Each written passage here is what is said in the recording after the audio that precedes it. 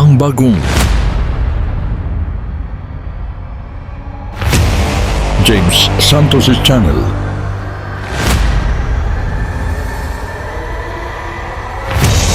Bagong tema, bagong boses,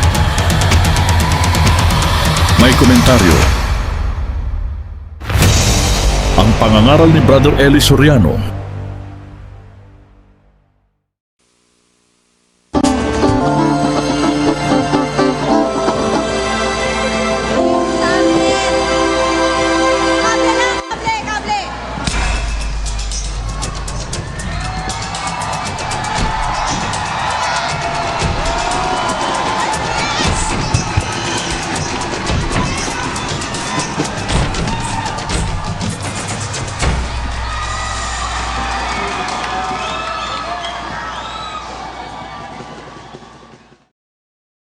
Ang mapapanood ninyo ay ang pangangaral ni Brother Eli Soriano.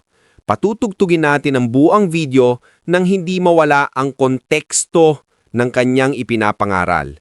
At ginagawa natin ito sa pamamagitan ng fair use. At bibigyan natin ng komento pagkatapos ng video.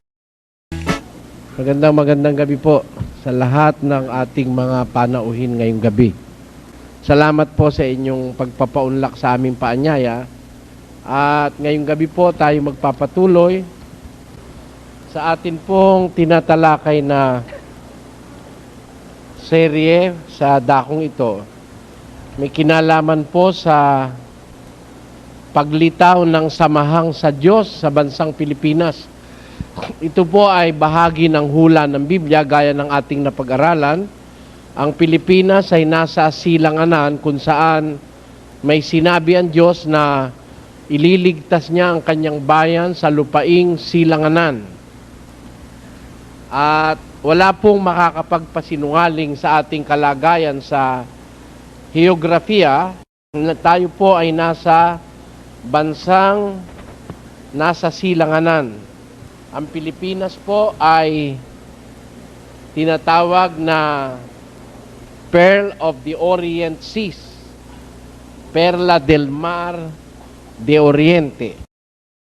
Sabihin, tayo po'y sakop ng hula na sa bansang ito may lilitaw na bayang sa Diyos o samahang sa Diyos, grupo ng mga tao na maglilingkod sa Diyos. Ang iniwan po nating katanungan nung nakaraan kung anong klasing samahan ito. Papaano makikilala ang samahang ito? Ano ang uring samahan ng mga tao ito? Kung ito'y lilitaw sa ating bansa. Ngayong gabi, yan po ang ating iisa-isahin sa pagtuturo ng banal na kasulatan. Kung magkakaroon ng samahang sa Diyos sa ating bansa, partikular sa ating panahon. Kasi po, yung time element, kailangan din nating alam yun eh.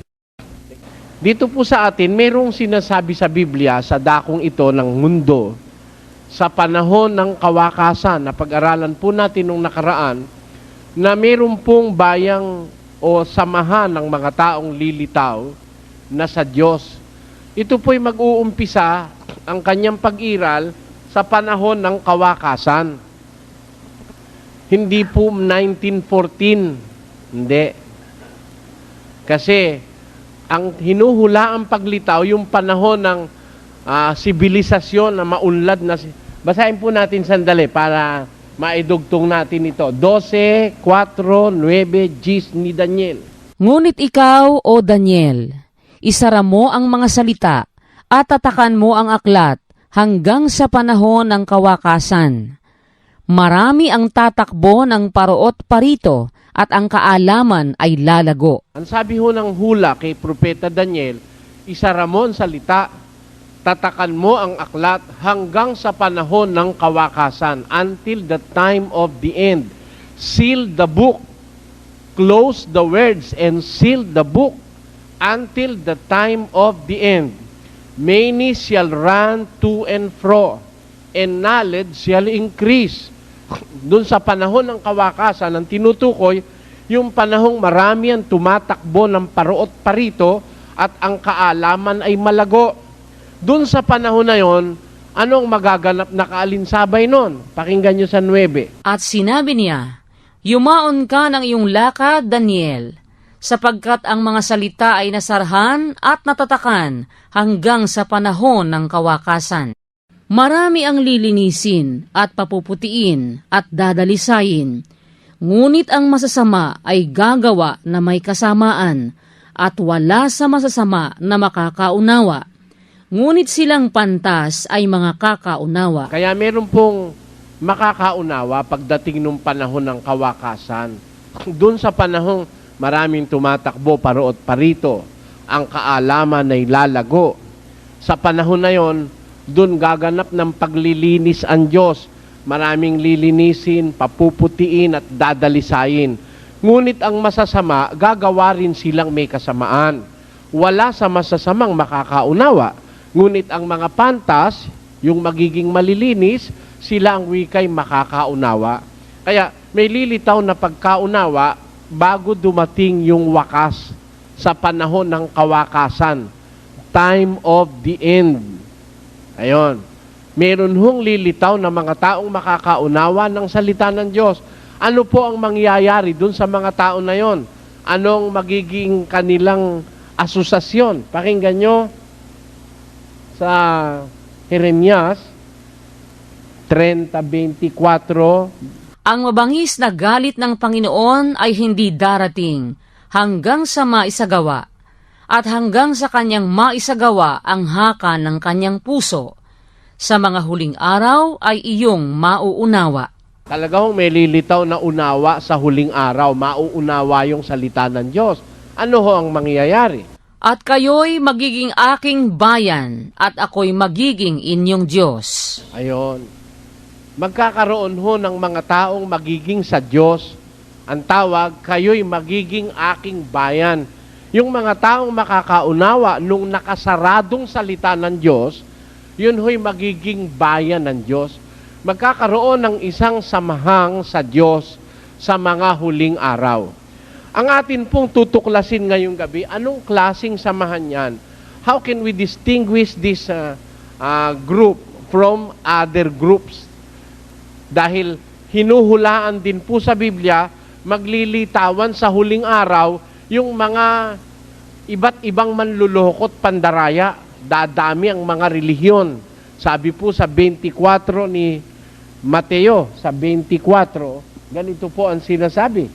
Sapagkat may magsisilitaw na mga bulaang Kristo at mga bulaang propeta at mga nagpapakita ng mga dakilang tanda at mga kababalaghan. Ano pat ililigaw kung maaari pati ng mga hirang. Ayun.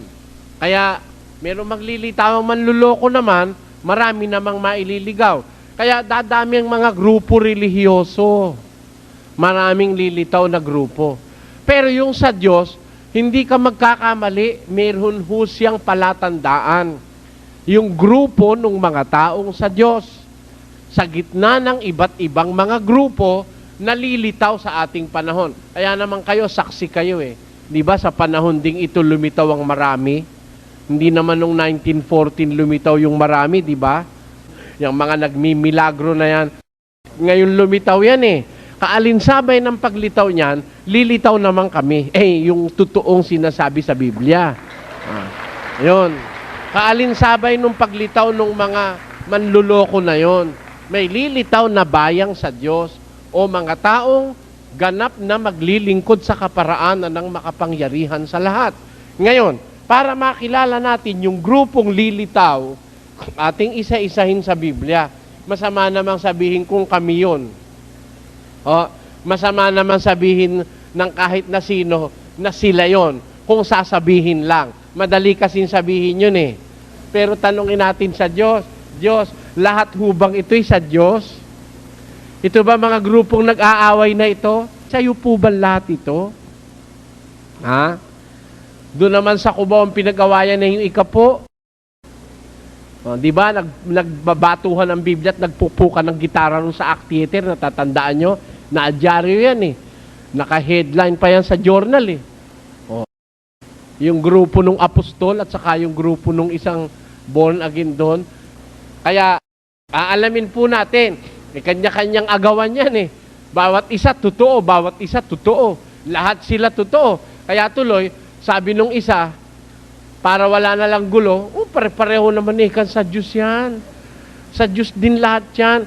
Kumbaga ika sa Christmas tree, maluwang yung ilalim. Pero papunta lang ika sa dulo, yung dulo yun ika ang Diyos. Kaya lahat ika yan sa Diyos. Tanungin nga natin ng Diyos, Diyos, lahat huba ng nangangaral, mga grupo-grupo sa panahon namin, sila hubay sa Diyos? Pakinggan nyo. Sa unang Juan 4:1, pakinggan nyo po ang sinasabi. Mga minamahal, huwag kayong magsipaniwala sa bawat espiritu. Tingnan ninyo yung maniwala pala'y bawal. Akala anong iba, basta naniwala, okay na. Merong bawal na paniniwala eh. Kumbaga sa pag-ibig, bawal na pag-ibig, laging nakakubli, baliw na pagmamahalan, wala nang pag-asa at karapatan. Alam nyo, hindi lahat ng pag-ibig, kung umibig kay okay. May pag-ibig na walang dangal ang alay ko sa'yo. O, tanyo, may pag-ibig, walang dangal, may bawal na pag-ibig. O, hindi naman basta iglesia, sa Diyos na eh. Hindi, sabi ni San Juan, hindi basta paniniwala, okay. Mga minamahal, huwag kayong magsipaniwala. O, tanyo, hindi yung palang paniniwala, may bawal din.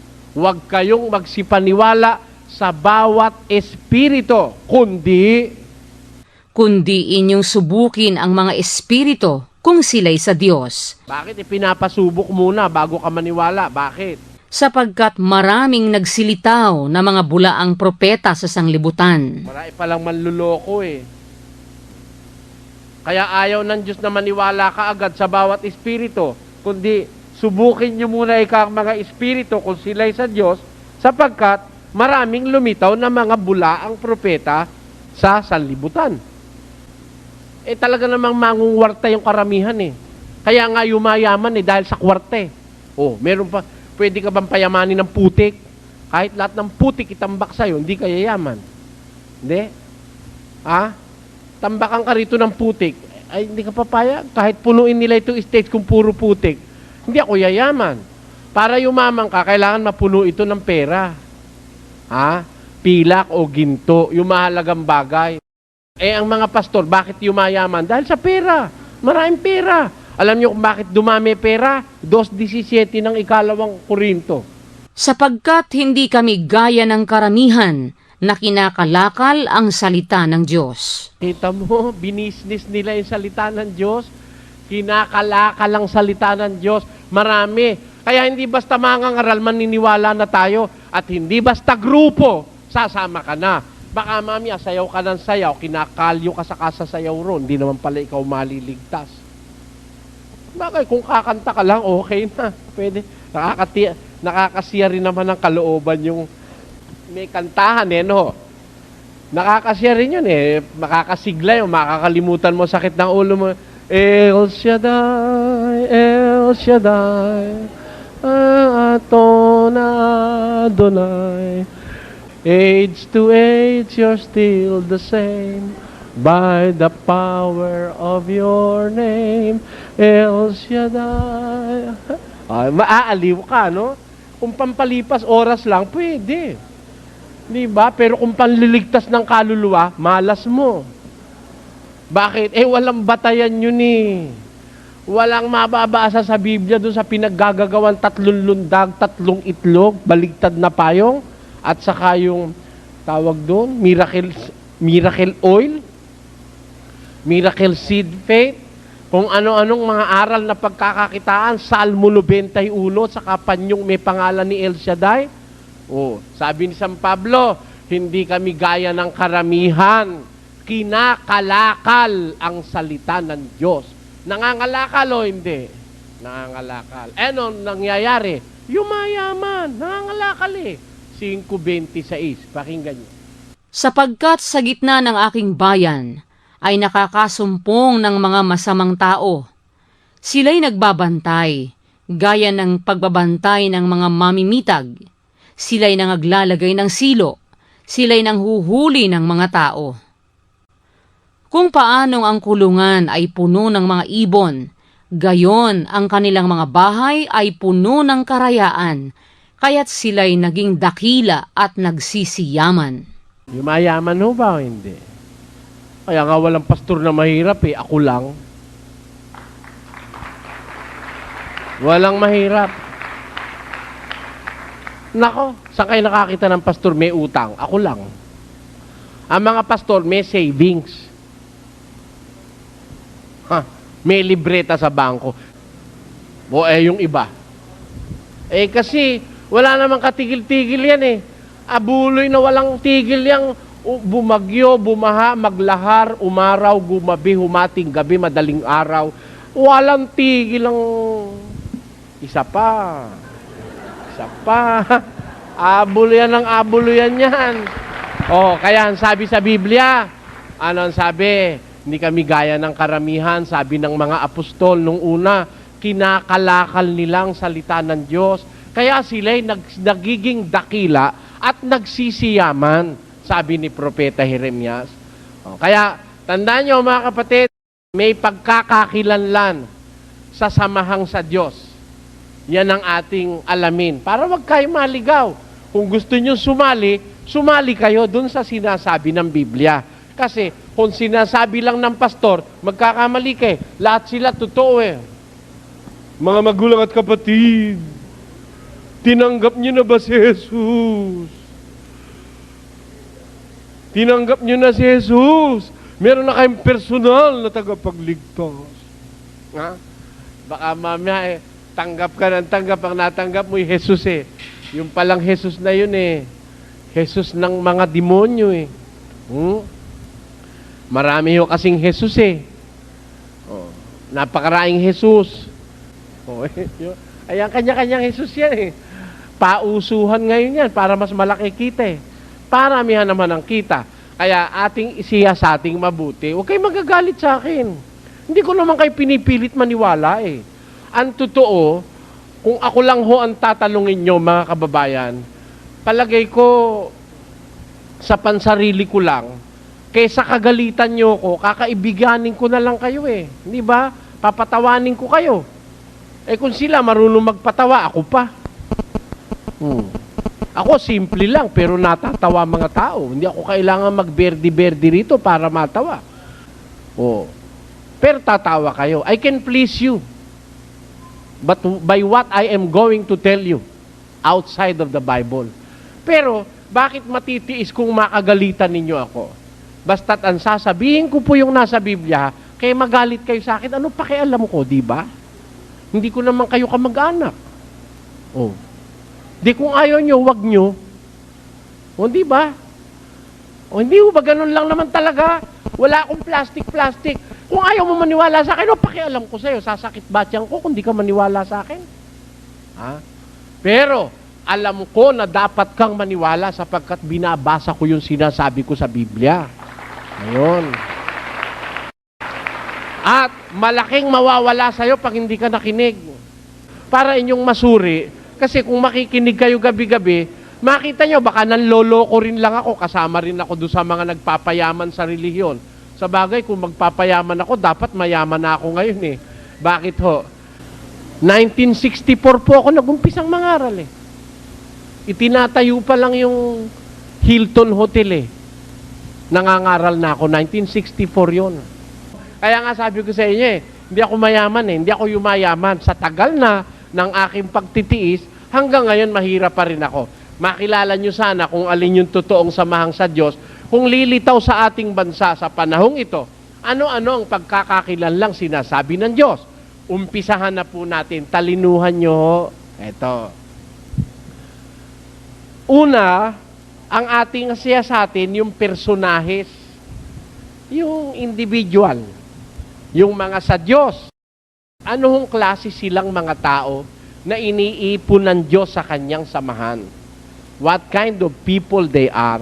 Sumasagot po si Pablo sa 1:26 ng unang Korinto, ganito po ang ating mababasa. Pakinggan nyo. Sapagkat masdan ninyo ang sa inyo'y pagkatawag, mga kapatid, na hindi ang maraming marurunong ayon sa laman, hindi ang maraming may kapangyarihan, hindi ang maraming mahal na tao ang mga tinawag, kundi pinili ng Diyos ang mga bagay na kamangmangan ng sanglibutan upang hiyain niya ang mga marurunong, at pinili ng Diyos ang mga bagay na mahihina ng sanglibutan upang hiyain niya ang mga bagay na malalakas. Ang mga bagay na mababa ng sanglibutan at ang mga bagay na hinamak ang pinili ng Diyos, oo, at ang mga bagay na walang halaga upang mawalang halaga ang mga bagay na mahahalaga, upang walang laman na magmapuri sa harapan ng Diyos. Kita nyo, yung personahe yung mga sa Diyos, pinakikita ni San Pablo, masdan ninyo ang pagkatawag sa inyo, mga kapatid. Hindi ang maraming marurunong ayon sa laman. Hindi ang maraming mga mahal na tao. Hindi ang maraming mga may kapangyarihan ng mga tinawag. Kundi, pinili ng Diyos yung mga bagay na kamangmangan sa sanlibutan upang hiyain niya ang mga marurunong. Pinili ng Diyos ang mga bagay na mahihina upang hiyain niya yung mga bagay na malalakas. Pinili ng Diyos ang mga bagay na mababa. Oo, ang mga bagay na hinamak. Ang mga bagay na walang halaga upang mapawalang halaga yung mga bagay na mahahalaga. Kaya kung titignan mo yung samahang sa Diyos, ano ho yun eh? Miserable. Kokonti lang doon ang may kapangyarihan at nag-aral at merong mga mahal na tao. Sabi, pinili ng Diyos ang mga kamangmangan sa sanlibutan. Hindi ang maraming marurunong. Oh, kaya, eto, bibigyan ko kayo ng tip. Ano? Pagka ang iglesia nyo, nandun lahat ang senador, kongresista, presidente, kabahan na kayo. Yung samahang sa Diyos, hindi nakararami ron ang may kapangyarihan. Kaya hindi naman ako nagtataka eh. Bakit? Ang tinawag kasi ng Diyos, masdan ninyong sa inyo'y pagkatawag, mga kapatid. Hindi ang maraming marurunong ayon sa laman. Hindi ang maraming mahal na tao. Hindi ang maraming may kapangyarihan. Kundi pinili ng Diyos yung mga bagay na mababa, yung walang kabuluhan, yung mga kamangmangan. Yun ang pinili. Kaya yung samahang sa Diyos, hindi ho puro milyonaryo at hindi puro mga general ang miyembro ron. Kaya nga lagi ko sinasabi sa mga tao pag ang iglesia nyo, lahat ng general nasa inyo, ha?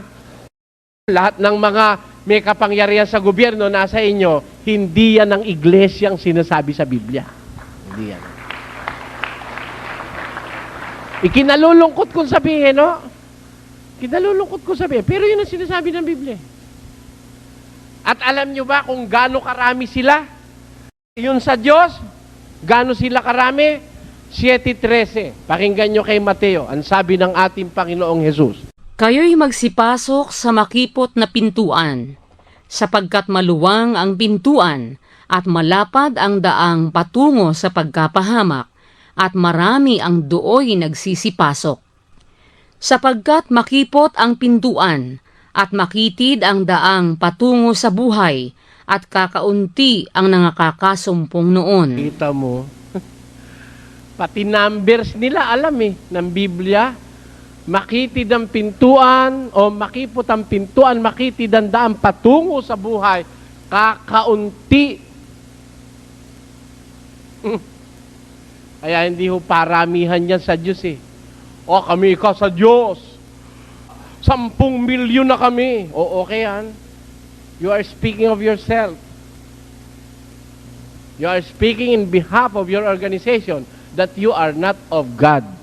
Amen? Ayun ang nasa Biblia Nga, sabi, yung makakasumpong nun talagang daan, kaunti, comparatively speaking, kaunti sila kaysa dun sa mga maliligaw. Ang marami ligaw Hindi katakataka yun. Hindi kasama yun sa mga tinawag ng Diyos Hindi ako nang hahama ko, binabasa ko lang Biblia. At siguro kayo man ang magbasa, idilat-dilat nyo lang ang mata nyo, ganyan din ang mababasa nyo. Nakasulat sa Biblia nyo yan na yung samahang sa Diyos, ang number niya, comparatively speaking, they are but few. Tapos, ang kanyang quality of membership, marami, mahihirap, mga walang pinag-aralan. Kukunti lang yung mga may pinag-aralan. Kukunti lang yung mga matataas na tao. Sige, magbulay-bulay kayo kung yan ang nagaganap sa inyong samahan. Ulit. 1:27. Kundi pinili ng Diyos ang mga bagay na kamangmangan ng sanglibutan upang hiyain niya ang mga marurunong. At pinili ng Diyos ang mga bagay na mahihina Mahina ng sanglibutan upang hiyain niya ang mga bagay na malalakas. it's a shame to those who are powerful because God declares that He chose those people of low caliber, weak, mahihina. Kayo, ikaw malakas kami sa gobyerno. Sige, hindi naman kasi kayo yung nasa Biblia, kaya malakas kayo sa gobyerno. Nagkakaintindihan ho ba tayo ron, mga kababayan? Mag-isip lang kayo, huwag kayo magagalit sa akin. Total, hindi ko naman kayo pipiliting maniwala. Basta isulat nyo po ang talata. Pagdating sa bahay, basahin ninyo kung totoo, kung hindi sinasabi ko. Di kung maniwala man kayo, hindi ko kayo napilit. Ngayon, kung talagang ayaw nyong maniwala, ayaw nyo talagang maniwala. Diba? Walang samaan ng loob. Magkaibigan pa rin tayo. Balik uli kayo. Sabihin nyo, bago kayo lumayo sa bahay. Panginoon, pupunta ako kay Soriano. Makikinig ako ron. At tulungan mo akong wag maniwala. Ayun, humingi ka ng tulong sa Diyos na wag ka maniwala sa akin. Humingi ka na ng tulong. Pupunta ka rito. Humingi ka ng tulong. Tulungan mo ako Diyos, wag ako maniwala. Pero kahit na gano'n ang panalangin mo, pagdating mo rito, inatuklasan, may totoo pala sinasabi ko't naniwala ka, okay lang. Di ba? Okay lang yon. Para wag kayong mailigaw. Wag kayong basta maniniwala. Humingi ka ng tulong sa Diyos na sa pakikinig mo sa akin, buksan niya ang iyong kaisipan para wag kang maniwala kung mali. Pero wag ka namang magmatigas ng loob kung tama. Pero kasi nababasa sa Biblia, yung samahang sa Diyos, kahit yung unang siglong Kristiyano, maliliit, mahihina. Di ba? Anong klaseng bayan ito? Pakinggan nyo ha. Pati ang kanyang taga-akay, nakasulat sa Biblia kung anong klaseng taga-akay siya meron Basa, 9. Ganito ating mababasa. Nagkaroon ng maliit na bayan. Ano hong bayan? Maliit. Comparative yan kasi may malalaki At iilan ang tao sa loob niyaon. iilan. Tama, maliit lang. Ang pinakikitang larawan ng Biblia, maliit na bayan, kakaunti lang naman ang tao sa loob niyaon. May nasumpungan nga roon. May nasumpungan nga roong isang dukhang pantas na lalaki. Ang kanyang sa gitna ng bayan, may nakitang isang dukha. Pero pantas na lalaki. Ibig sabihin ng pantas, may maalam. Di ba? Wise. Pero dukha. Walang palasyo. Dukha At ang possibility nga, may utang pa dahil dukha Di ba? Ulitin natin. May nasumpungan nga roon. May nasumpungan nga roong isang dukhang pantas na lalaki at inligtas niya ng kanyang karunungan ang bayan. Kita nyo, yung palang magliligtas sa bayan, isang dukhang pantas na lalaki. A poor but a wise man. Kita nyo? Kaya kung kukunin mo yung larawan ng pagliligtas ng Diyos sa Biblia, miski mula nung umpisa. Nung umpisa, kay Noe, ilan ang naligtas? 8. Sa panahon ng Sodom at Gomorrah, 2 malalaking syudad, ilan ang naligtas? 3. Sa panahon ng Israel, na sila'y milyon-milyon, ilan ang naligtas? 144,000.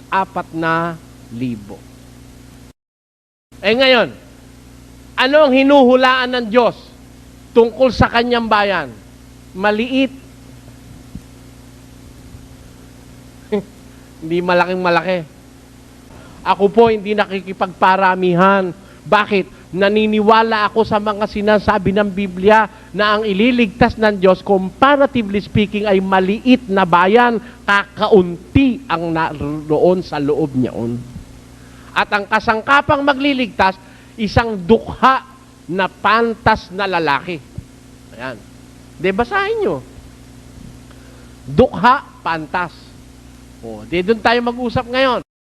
Yung bayan, maliit.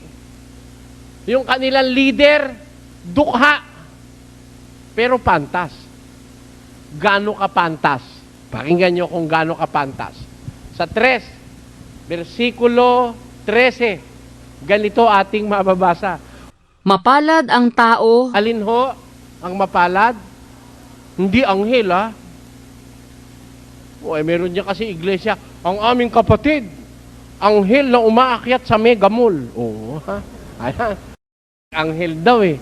Ang sabi sa Biblia, mapalad ang tao. Tao ito. Anong sabi? mapalad ang tao na nakakasumpong ng karunungan at ang tao na nagtatamo ng kaunawaan. Kita nyo, yun hong tinutukoy sa Biblia na makakaunawa dito sa ating panahon ng kawakasan, mayroon lilitaw na makakaunawa. Yun pala, ang sabi sa Biblia, makakasumpong ng karunungan. Blessed is the man that findeth wisdom, and the man that getteth understanding. Yan ang sabi sa Biblia. Kaya, makikita mo, yung kanyang mangangaral, yung kanyang leader, may karunungan ng Diyos na dala-dala. May karunungan. Anong klaseng karunungan ang ibinibigay ng Diyos sa kanyang mga mangangaral, kagaya ng una? Pakinggan nyo sa 21. Ganito ating mababasa. Ito'y magiging patotoo sa inyo. Pagtibayin nga ninyo ang inyong mga puso, na huwag mo nang isipin kung paano ang inyong isasagot. Bakit? Sapagkat bibigyan ko kayo ng isang bibig at karunungan na hindi mangyayaring masalangsang o matutulan man ng lahat ninyong mga kaalit. Kita nyo? Anong klaseng karunungan ang dala-dala ng mangangaral na sa Diyos? Isang karunungan hindi mangyayaring masalangsang o matutulan man ng lahat niyang mga kaalit. O edi, lahat ng kadiskusyon nun hindi po pwede. Walang makakatutol doon sa kanyang karunungan dala-dala. Anong klaseng karunungan yon? Yung karunungang nasa Biblia. Pakinggan nyo, 1 Korinto 2, versikulo 6 hanggang 8. Gayunman ay nangagsasalita kami ng karunungan sa mga may gulang, magaman hindi ng karunungan ng sanglibutang ito, o ng mga may kapangyarihan sa sanglibutang ito, na ang mga ito'y nangauuwi sa wala. Kundi, sinasalita namin ang karunungan ng Diyos sa hiwaga, yaong karunungan na itinalaga ng Diyos bago nilalang ang mga sanglibutan sa ikaluluwalhati natin, na hindi napagkilala ng sino mang pinuno sa sanglibutang ito, sapagkat kung nakilala sana nila, ay dising di ipinako sa krus ang Panginoon ng kaluwalhatian. ang karunungan dala-dala ng mga mangaral ng Diyos, karunungan hindi sa sanlibutan ito. Sabi ni Pablo, nagsasalita kami ng karunungan sa mga may gulang, bagaman hindi ng karunungan ng sanlibutan ito. Sapagkat ang mga ito'y nauuwi lang sa wala. Ang sinasalita namin ang karunungan ng Diyos sa hiwaga. Yung karunungang itinalaga ng Diyos bago pa nilalang ang mga sanlibutan sa ikaluluwalhati natin. Yan ang sabi ni San Pablo. Kaya makikita mo yung mangangaral nung grupong sa Diyos, ang daladala karunungan ng Diyos.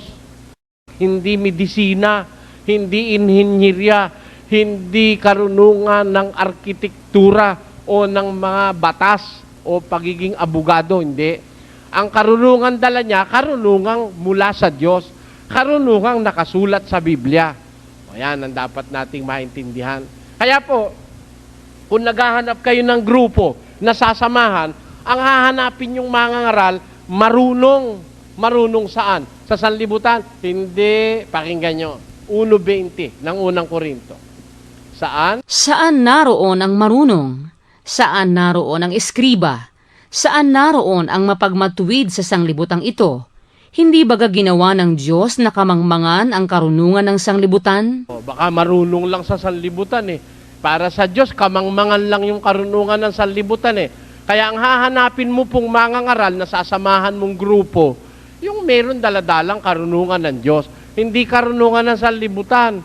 Eh baka nga ang karunungan niya, karunungan ng sanlibutan, kagaya nung kilala ko. May kilala ko, frustrated lawyer eh. Bar flanker. Nag-aral na abuga siya sa Mindanao, hindi nakapasa. Hindi nakapasa sa bar. Nagministro na lang. Mayaman na ngayon. Tamo? Ano, daladalang karunungan. Karunungan na sa libutan. Hindi naman sa Biblia kinuha yung karunungan eh. Kaya nga babasa ng Biblia, tapos kung ano na ikukwento eh. Di ba, kita nyo naman yung mga mangaral ngayon, bibihira naman yung kagaya ko eh. Hindi naman pagtataas ng bangko, ano? At ayoko namang ipagtaas bangko ko. Masama naman yun eh. Pero bibihira naman yung kagaya ko na kung mangaral, sitas ng Biblia ang binabasa. Ang marami napapanood ko nagkukwento eh. Di ba? May daladalang kapirasong papel. Ang pag-aaral natin ngayon, mga kapatid, ay ang 7 sikreto para tayo yumaman. 7 secrets of prosperity. Number 1. Gusto niyo yumaman? Taas ang kamay. Taas naman kamay ng mga tao. Walang Biblia yun, ha? Daldal lang yun. Tingnan yung kamay nyo. Nakataas na ba? Nakataas na. Ibukan nyo ang kamay nyo. Pag itinikom nyo ang kamay nyo ganon, hindi kayo yayaman. Kaya kailangan laging nakabukas. Ang ibig sabihin nun, bigay mo lahat sa kanya yung pera mo. Hindi ba? Kaya kailangan kayo matuto ng karate. Huwag ka boxing. Kasi lagi, saan mo pinagkuha yun? Anong talata at kapitulo at bersikulo ng takip ng liwayway mo kinuha yung sinasabi mo na yun? Nasa Biblia ba yun? Ang daladalay kodigo, binabasa, namamasyal sa stage. Ano ang kadaladala? Daldal, karunungan pansarili, imbento ng kaisipan niya. Hahanap ka ng relihiyon, kailangan ng mangangaral matagpuan mo, nagbabasa ng Biblia. Bumabasa. Hindi nagkukwento. Di ba? Anong katunayan? Sa panahong ito, malapit nang magwakas ang mundo, ang dapat ang hanapin mo, yung bumabasa. Pakinggan nyo, ha? Mapalad ang bumabasa. Sinabi ba mapalad ang nagkukwento? Hindi. Sinabi, ulit. Mapalad ang bumabasa At ang nangakikinig ng mga salita ng hula At tumutupad ng mga bagay na nangasusulat doon sapagkat ang panahoy malapit na. Tenyo, sa panahong malapit na po ang pagwawakas, meron tinutukoy sa hula ni San Juan, mapalad ang bumabasa at ang nangakikinig at ang tumutupad ng mga bagay na nasusulat doon sapagkat ang panahon ay malapit na. Kaya sa malapit na pagwawakas ng mundo, meron mga taong mapapalad. Sino yon? Yung mga taong ang grupo'y may bumabasa, tapos nakikinig naman sila, tapos sumusunod sila dun sa nababasa sa panahong malapit na. Kaya hanap po kayo ng grupong ganon. Kung ang mangaral, ang ipinangangaral, karunungan ng Diyos. Paano mo matitiyak na yung karunungan ng Diyos? Walang makakapagiba. Sabi niya sa Panginoong Hesus, bibigyan ko kayo ng karunungang hindi masasalangsang ni matututulan man ng lahat ninyong kaalit. Kaya nga, dapat ang mahanap mong mangangaral yung hindi natatalo sa diskusyon. Di ba? Ano gusto niyo samahan? Yung talunan o yung hindi natatalo? Ako, merong alam mangangaral, ayaw ng diskusyon Bakit? Bawal ika ng Diyos ang diskusyon. Masama ika yung talo-talo. Sino nagsabi sa'yo? Saan ba talata mo ng Biblia nabasa na ang mangangaral, may sinasabi kang tama, ako'y tama, alam ko'y tama, may sinasabi kang mali, hindi ako tututol sa'yo? Mali yun. Dapat pag narinig ko'y sinabi mong mali, tutulang ko yun. Kaya magkakaroon ng pagtatalo Bakit? Mali, kontra, tama. Pakinggan nyo. 6:12 ng Efeso. Sapagkat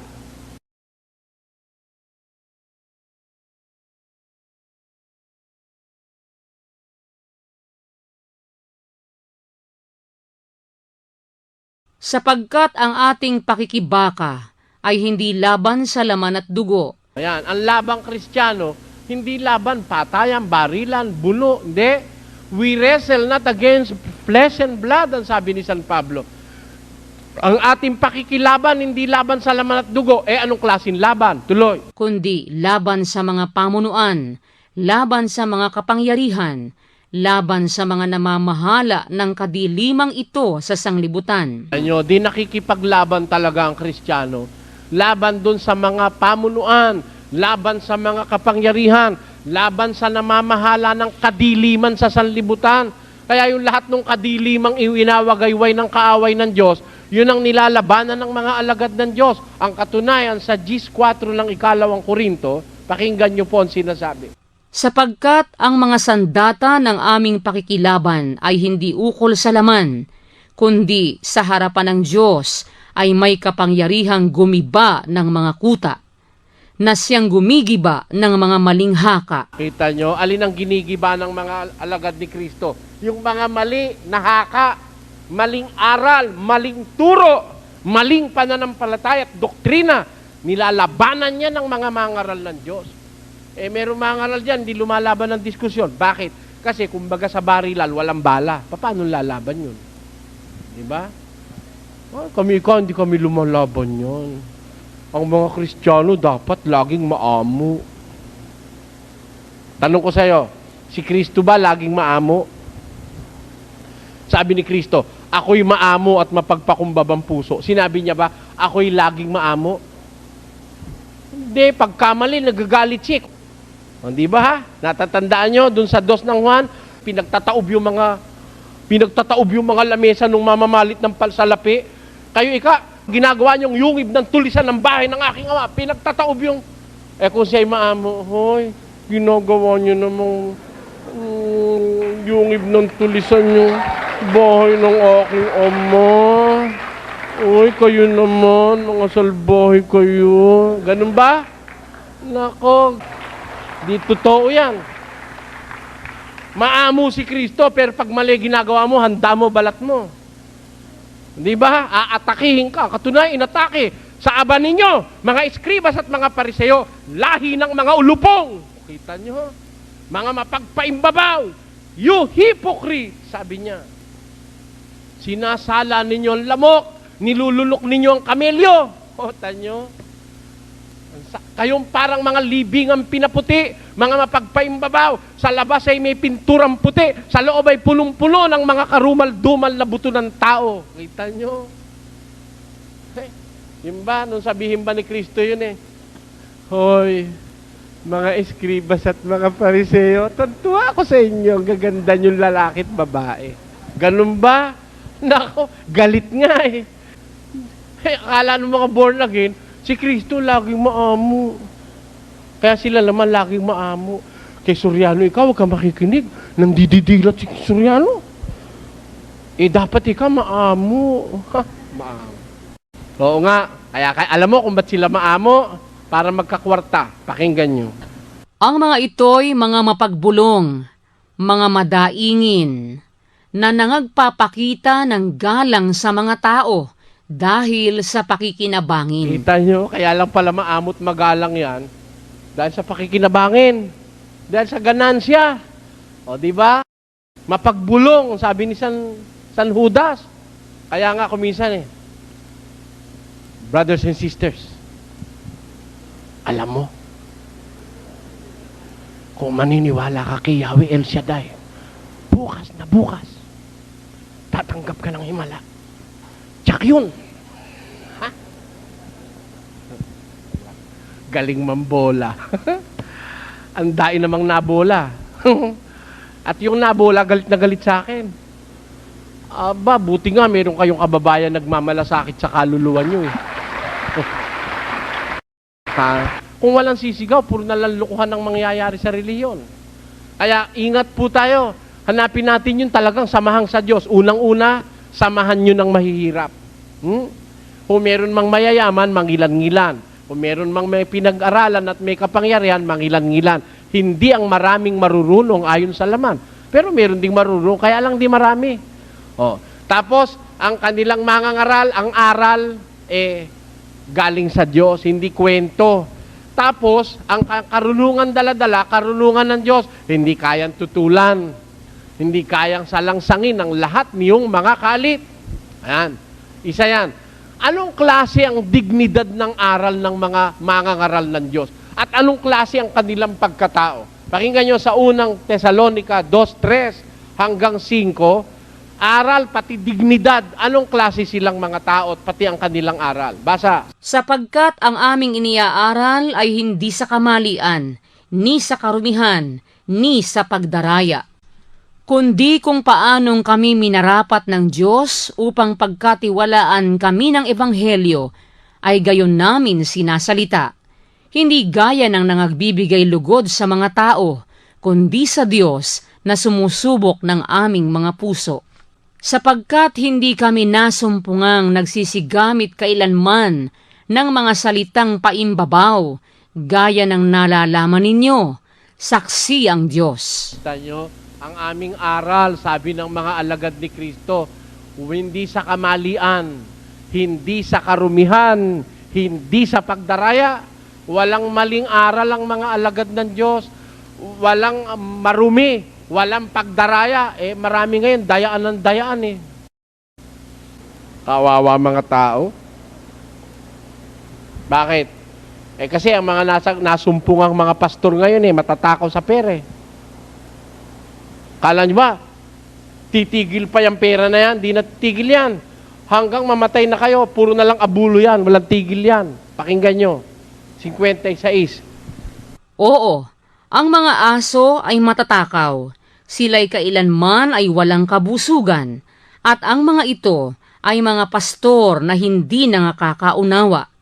Sila'y nagsilikong lahat sa kanilang sariling daan na mula sa lahat ng dako, bawat isa'y sa kanyang pakinabang. Walang kabusugan yung mga yan Mayayaman na, no? Hindi na nila kayang ubusin yung pera nila. Hihingang ka pa rin. Ako, sabi ko sa mga kapatid dito, mga kapatid, tandaan nyo, pag ako may pera na, hindi na ako hihingi. Ngayon nga wala akong pera, ayokong manghingi Naghahanap buhay ako Ano sa akala nyo, sino ang cook dyan sa restaurant dyan? Di ba ako? Ngayon, agagaling ko lang mamalengke, papunta rito. Kala nyo? Gusto ko kasi kumita ng pera sa sariling paraan, hindi sa pagngangalakal ng salita ng Diyos. Kaya po kami, lahat ng pagkakakitaan, basta marangal din lang Wala lang kami rito, loto. Saka hindi kami nanghihingi sa daan, yung kahit sino tinatapatan ng supot. Kahit sino hinihingan, mali po sa Biblia yon. Bawal ng Diyos yun. Kahit sino, hingan mo. Ay nagpapa-offering kami. Pinapaganda pa, nagpapalimos kayo, no? Pinapaganda pa, offering daw. Palimos yun. Hindi ba pinagaganda? Sila raw nagpapa-offering. Bakit mo pagpapa-offering mga tao, hindi mo naman miyembro? Saan ka makakabasa sa Biblia, hindi naman miyembro, pina-offering mo? Palimos yan, kaya nga kahit sino tinatapatan Yung pulubi sa Muñoz, nag-impake na yung pulubi, umalis na sa pwesto niya. Natapat doon sa nanghihingi, pati pulubi tinapatan. Sabi ng pulubi, kinumpitensya mo na nga ako, hingan mo pa ako, sabi. Biro mo. Meron doon nurse, meron doktora. Nakatokos yung manghingi sa Muñoz. Sinara niya yung clinic niya, nanghingi siya. Biro mo. Pinanghingi ng limo sa daan. Ayan. Kaya po sabi ko sa inyo, huwag kayong basta maniniwala. Ang samahan hong sa Diyos, ang mangangaral hindi matakaw sa pera. Pero yung hindi sa Diyos, puro pera ang pinag-uusapan. At ang sabi sa Biblia, mga asong walang kabusugan, pakinabang ng sarili. Siya ang lalamon, siya ang makikinabang. Ganyan ho sa samahang hindi sa Diyos. Ay, hanapin nyo yung samahang sa Diyos.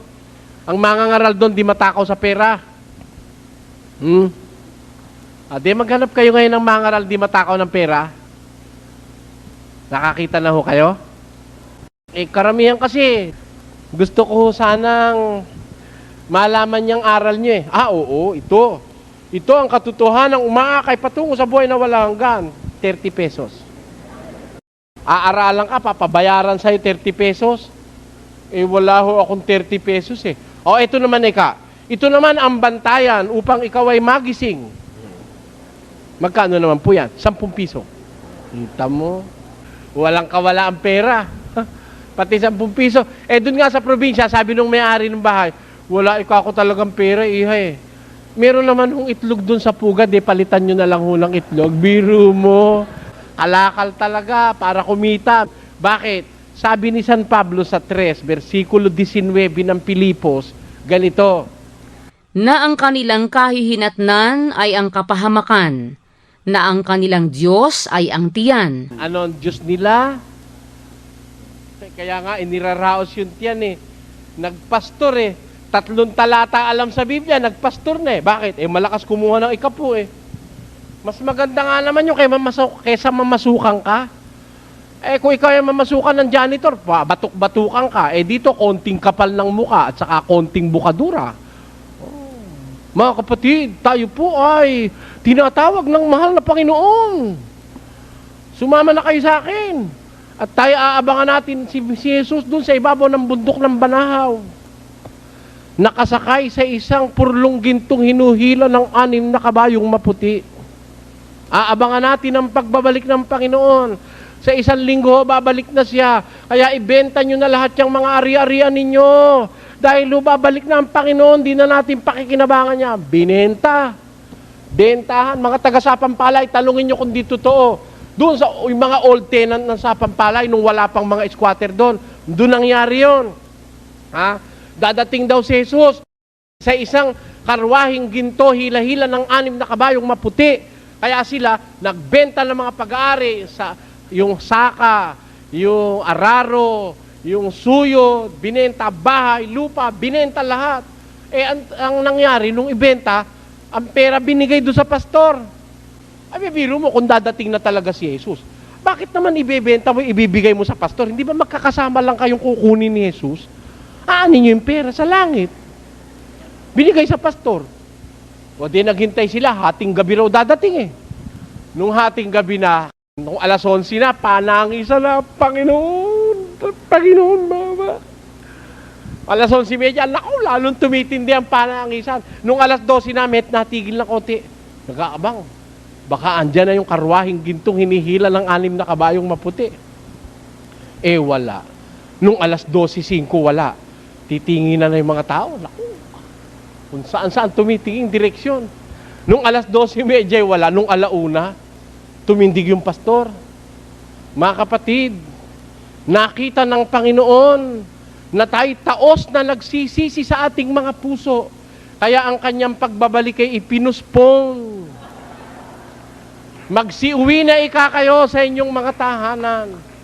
Saan uuwi? Binenta na nga yung mga pag-aari. Kita nyo, sino mayaman? Yung pastor. Di ba kamakailan yung taga-Korea, ganun din? Yung taga-Korea, Bang Ik-ha, dadating daw si Kristo nung 1992. October nun eh. Pinakunan ko pa ng retrato dyan sa Cubao. Nako, iyakan mga tao. Nung hindi dumadating nung oras na pinag-usapan, natatraffic daw. Natraffic daw si Kristo. Andun mismo sila eh. Sila, Brad Robert, ang may dala ng ng camera. Nung hindi dumating postpone daw ang paghukom. Kaya dapat tayo mamili ng sasamahang relihiyon. Maghanap kayo ng grupo, kagaya ng sinasabi ng Biblia, grupo ng mga mahihirap, grupo ng walang kwentang mga tao, pero ang aral na pinagsasama-samahay, walang karumihan, walang kamalian, walang pagdaraya. Ayan po ang sinasabi sa Biblia. Ngayon, ano naman ho ang klase ng pagsasama-sama nila? How do they congregate? What kind of fellowship they have? Ano ang kanilang samahan? Anong nangingibabaw sa samahan nila? Sa kanilang pagsasama-sama. ituloy na lang po natin ito sa susunod na pagkakataong kung loloobin ng Diyos. At Bibigyan natin ng komento ang napanood nating video. Ito ay malayang komento lamang at hindi upang magmarunong. Ang bibigyan natin ng komento ay ang sinasabi ni Brad Eli Soriano na lahat ng mga pastor ay nagsisiyaman. Panoorin natin. Sapagkat sa gitna ng aking bayan ay nakakasumpong ng mga masamang tao.